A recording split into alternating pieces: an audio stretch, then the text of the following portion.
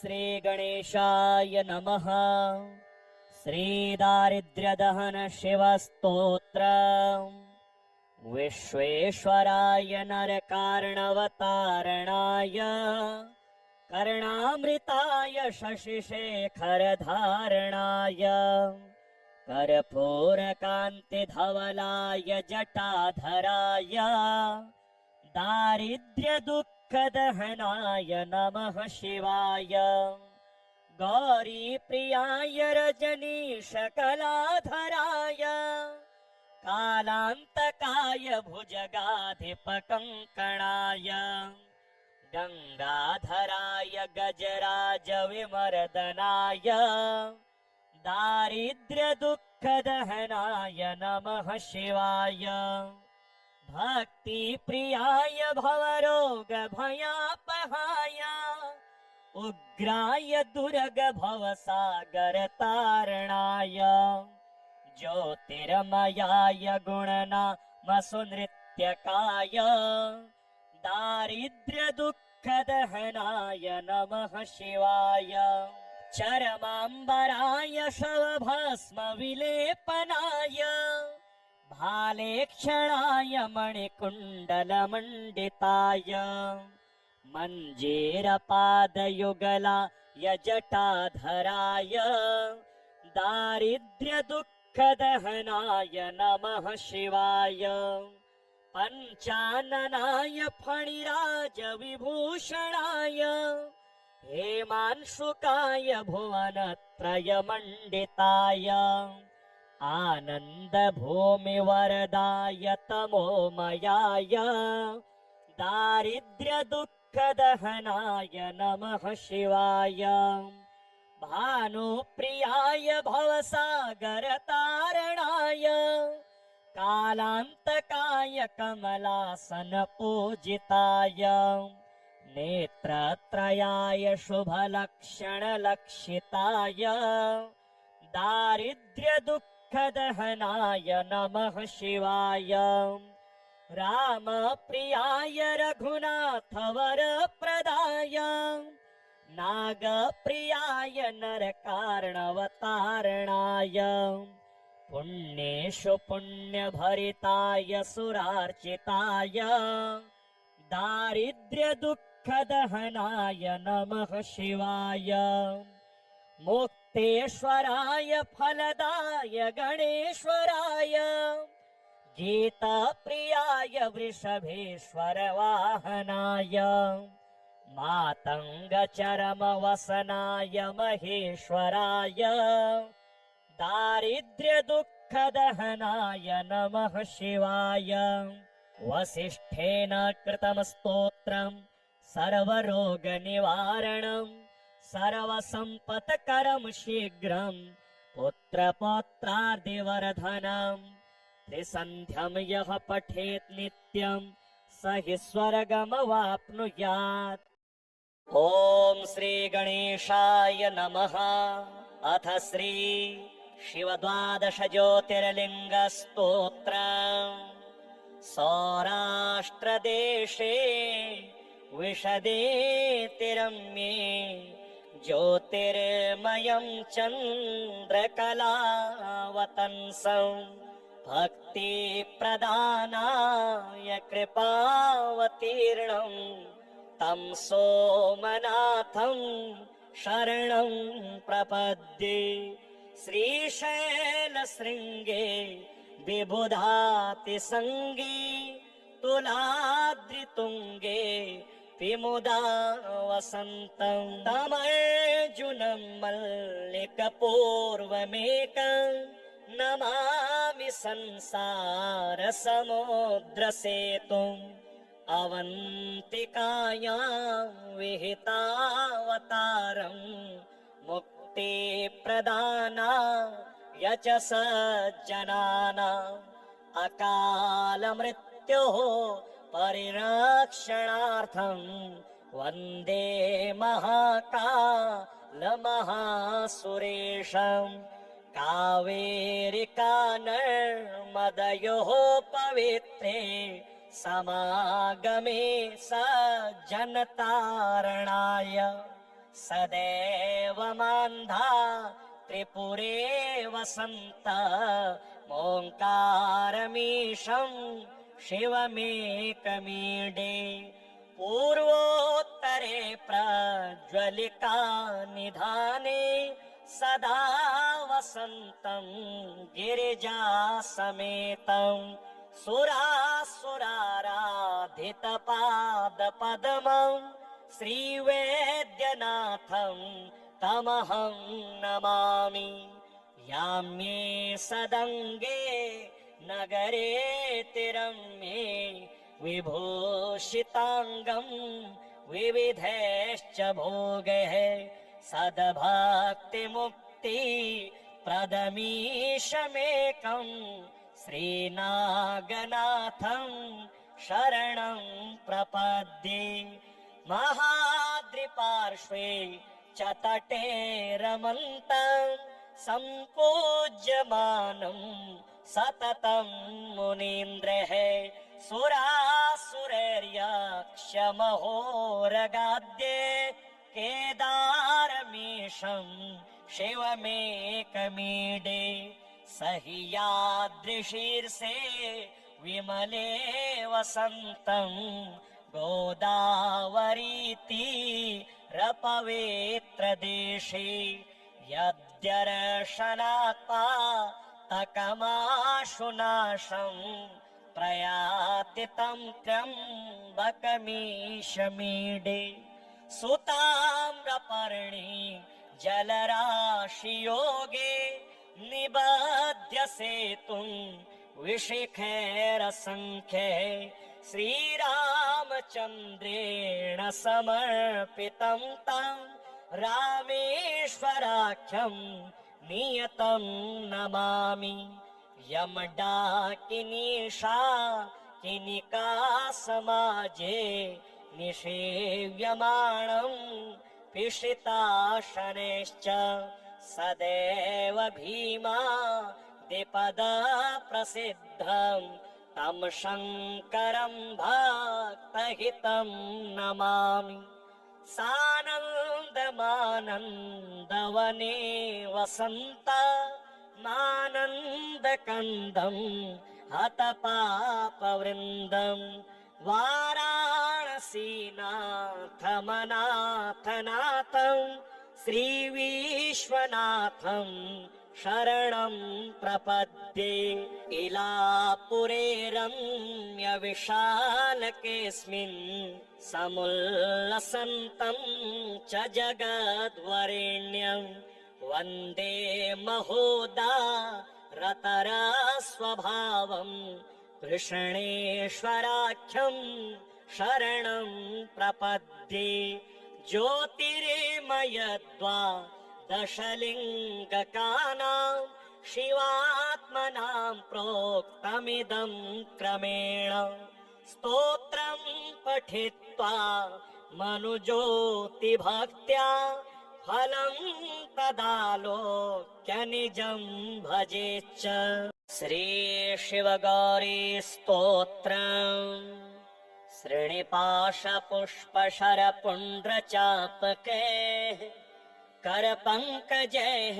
कलितभक्तवाञ्छितां तरुणारुणारुणतनुं त्रिलोचनां ललितां भजे ललितचन्द्रचूलिकां ललिता विभूषितनिजाङ्गमूर्तये ललितेषु चापसृणिपाशपाणये उदयारुणद्युतिमुषे दयाजुषे मदनेश्वराय महते नमो नमः अञ्चतपञ्चशिखोच्चमञ्च निकटे चक्रासनाध्यासिनी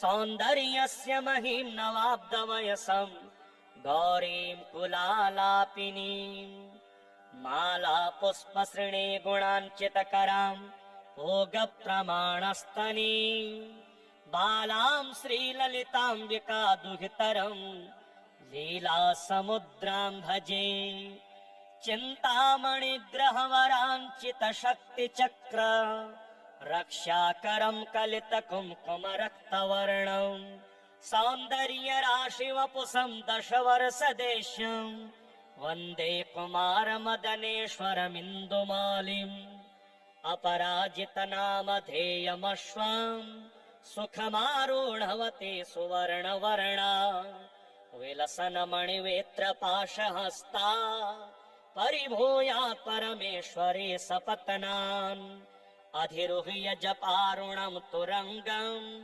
करपदमाञ्चितवेत्रपाशशक्तिः परिभूता विपक्ष्यपक्ष्यकोव्या दरुणा भव परमेश्वरे सहायः रक्ताम्बुचित्रवसनां नवचन्द्रचूडा मन्नप्रदाननिरतां स्तनभारनम्रां नृत्यन्तमिन्दुशकलाभरणं विलोक्य हृष्टां भजे भगवतीं भवदुःखहन्त्रीम् उदञ्चिता कुञ्चितवामपादं समञ्चिता हिन्दुकृशानुहस्तम् अन्नप्रदां वीक्ष्य मुदा महेशीं नटन्तमाद्यं नटमाश्रयामः अरुणारुणकोटितुल्यकान्तिं श्रीनिपाशाभयवाञ्छितप्रदानेः अनुरक्तकरां नवेन्दुचूडा मखिलेशीं भुवनेश्वरीं भजामः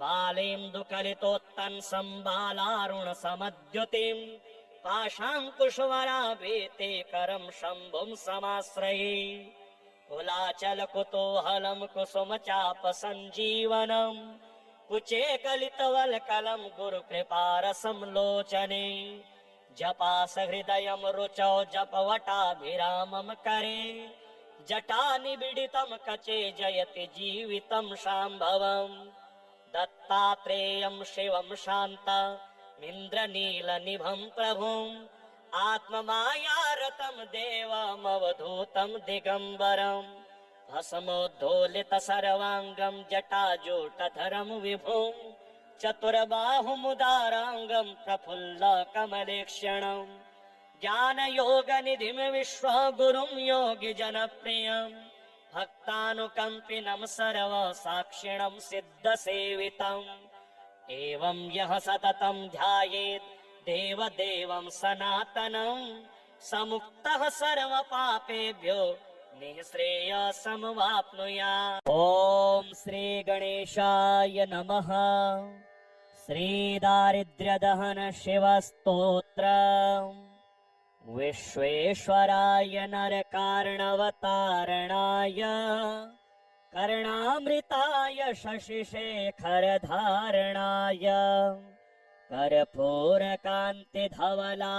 जटाधराय दारिद्र्यदुःखदहनाय नमः शिवाय गौरीप्रियाय रजनीशकलाधराय कालान्तकाय भुजगाधिपकङ्कणाय गङ्गाधराय गजराजविमर्दनाय दारिद्र्यदुःखदहनाय नमः शिवाय भक्तिप्रियाय भवरोगभयापहाय उग्राय दुर्गभवसागरतारणाय ज्योतिर्मयाय गुणनामसुनृत्यकाय दारिद्र्यदुःखदहनाय नमः शिवाय चरमाम्बराय शवभस्मविलेपनाय भालेक्षणाय मणिकुण्डलमण्डिताय मञ्जीरपादयुगलाय जटाधराय दारिद्र्यदुःखदहनाय नमः शिवाय पञ्चाननाय फणिराजविभूषणाय हेमांशुकाय भुवनत्रयमण्डिताय आनन्दभूमिवरदाय तमोमयाय दारिद्र्यदुःखदहनाय नमः शिवाय भानुप्रियाय भवसागरतारणाय कालान्तकाय कमलासनपूजिताय नेत्रत्रयाय शुभलक्षणलक्षिताय दारिद्र्यदुःखदहनाय नमः शिवाय रामप्रियाय रघुनाथवरप्रदाय नागप्रियाय नरकार्णवतारणाय पुण्येषु पुण्यभरिताय सुरार्चिताय दारिद्र्यदुःखदहनाय नमः शिवाय मुक्तेश्वराय फलदाय गणेश्वराय गीताप्रियाय वृषभेश्वर वाहनाय मातङ्गचरमवसनाय महेश्वराय दारिद्र्यदुःखदहनाय नमः शिवाय वसिष्ठेन कृतं स्तोत्रं सर्वरोगनिवारणं सर्वसम्पत्करं शीघ्रं पुत्रपौत्रादिवर्धनं त्रिसन्ध्यं यः पठेत् नित्यं स हि स्वर्गमवाप्नुयात्। ॐ श्री गणेशाय नमः। अथ श्री शिवद्वादश ज्योतिर्लिङ्गस्तोत्रम्। सौराष्ट्रदेशे विशदेतिरम्ये ज्योतिर्मयं चन्द्रकलावतंसं भक्तिप्रदानाय कृपावतीर्णं तं सोमनाथं शरणं प्रपद्ये। श्रीशैलशृङ्गे विबुधातिसङ्गे तुलाद्रितुङ्गे विमुदा वसन्तं तमर्जुनं मल्लिकपूर्वमेकं नमामि संसारसमुद्रसेतुम् अवन्तिकायां विहितावतारं मुक्तिप्रदानाय च सज्जनानाम् अकालमृत्योः परिरक्षणार्थं वन्दे महाकालमहासुरेशं। कावेरिकानर्मदयोः पवित्रे समागमे सज्जनतारणाय सदैव मान्धा त्रिपुरे वसन्त ओङ्कारमीशं शिवमेकमीडे। पूर्वोत्तरे प्रज्वलिका निधाने सदा वसन्तं गिरिजासमेतं सुरासुराराधितपादपद्मं श्रीवैद्यनाथं तमहं नमामि। याम्ये सदङ्गे नगरे तिरम्ये विभूषिताङ्गं विविधैश्च भोगैः सद्भक्तिमुक्ति प्रदमीशमेकं श्रीनागनाथं शरणं प्रपद्ये।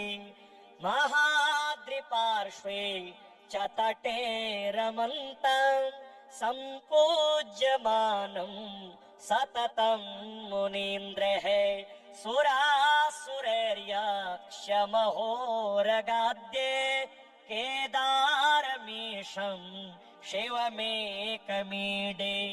सहि यादृशीर्षे विमले वसन्तं गोदावरीतीरपवित्रदेशे यद्दर्शनात्पातकमाशुनाशं प्रयाति तं त्र्यम्बकमीशमीडे। सुताम्रपर्णी जलराशियोगे निबध्य सेतुं विशिखैरसङ्ख्ये श्रीरामचन्द्रेण समर्पितं तं रामेश्वराख्यं नियतं नमामि।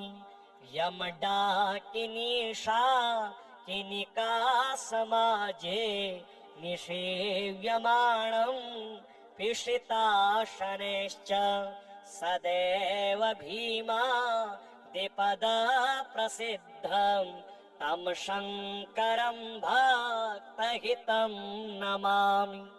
सानन्दमानन्दवने वसन्त मानन्दकन्दं हतपापवृन्दं वाराणसीनाथमनाथनाथं श्रीविश्वनाथं शरणं प्रपद्ये।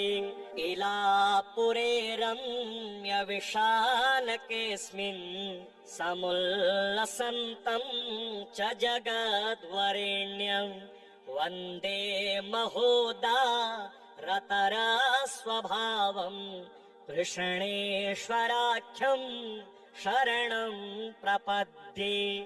ज्योतिर्मयद्वादशलिङ्गकानां शिवात्मनां प्रोक्तमिदं क्रमेण स्तोत्रं पठित्वा मनुज्योतिभक्त्या फलं तदालोक्य निजं भजेच्च।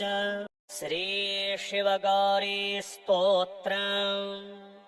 श्रीनिपाशपुष्पशरपुण्ड्रचापके करपङ्कजैः कलितभक्तवाञ्छितां तरुणारुणारुणतनुं त्रिलोचनां ललितां भजे ललितचन्द्रचूलिकां ललिता विभूषितनिजाङ्गमूर्तये ललितेषु चापश्रीनिपाशपाणये उदयारुणद्युतिमुषे दयाजुषे मदनेश्वराय महते नमो नमः।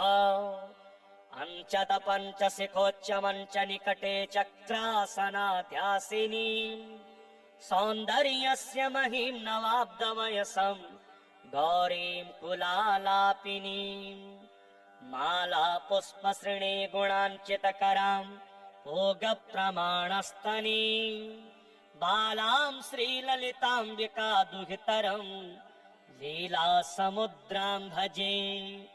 चिन्तामणिग्रहवराञ्चितशक्तिचक्र रक्षाकरं कलितकुङ्कुमरक्तवर्णं सौन्दर्यराशिवपुषं दशवर्षदेशं वन्दे कुमारमदनेश्वरमिन्दुमालिम् अपराजितनामधेयमश्वं सुखमारूढवती सुवर्णवर्णा विलसन्मणिवेत्रपाशहस्ता परिभूया परमेश्वरी सपत्नान् अधिरुह्य जपारुणं तुरङ्गं करपदमाञ्चितवेत्रपाशशक्तिः परिभूता विपक्ष्यपक्ष्यकोव्या दरुणा भव परमेश्वरी सहायः रक्तां विचित्रवसनां नवचन्द्रचूडा मन्नप्रदाननिरतां स्तनभारनम्रां नृत्यन्तमिन्दुशकलाभरणं विलोक्य हृष्टां भजे भगवतीं भवदुःखहन्त्रीम् उदञ्चिता कुञ्चितवामपादं समञ्चिता हिन्दुकृशानुहस्तम् अन्नप्रदां वीक्ष्य मुदा महेशीं नटन्तमाद्यं नटमाश्रयामः अरुणारुणकोटितुल्यकान्तिं श्रीनिपाशाभयवाञ्छितप्रदानेः अनुरक्तकरां नवेन्दुचूडा मखिलेशीं भुवनेश्वरीं भजामः बालेन्दुकलितोत्तंसं बालारुणसमद्युतिं पाशाङ्कुशवराभीते करं शम्भुं समाश्रये कुलाचलकुतूहलं कुसुमचापसञ्जीवनं कुचे कलितवल्कलं गुरुकृपारसं लोचने जपासहृदयं रुचौ जपवटाभिरामं करे जटानिबिडितं कचे जयति जीवितं शाम्भवम् दत्तात्रेयं शिवं शान्तमिन्द्रनीलनिभं प्रभुम् आत्ममायारतं देवमवधूतं दिगम्बरम् भस्मोद्धोलित सर्वांगं जटाजूटधरं विभुं चतुर्बाहुमुदारांगं प्रफुल्ल कमलेक्षणं ज्ञानयोगनिधिं विश्वगुरुं योगिजनप्रियं भक्तानुकम्पिनं सर्वसाक्षिणं सिद्धसेवितम् एवं यः सततं ध्यायेत् देवदेवं सनातनं समुक्तः सर्वपापेभ्यो निःश्रेयसमवाप्नुयात्।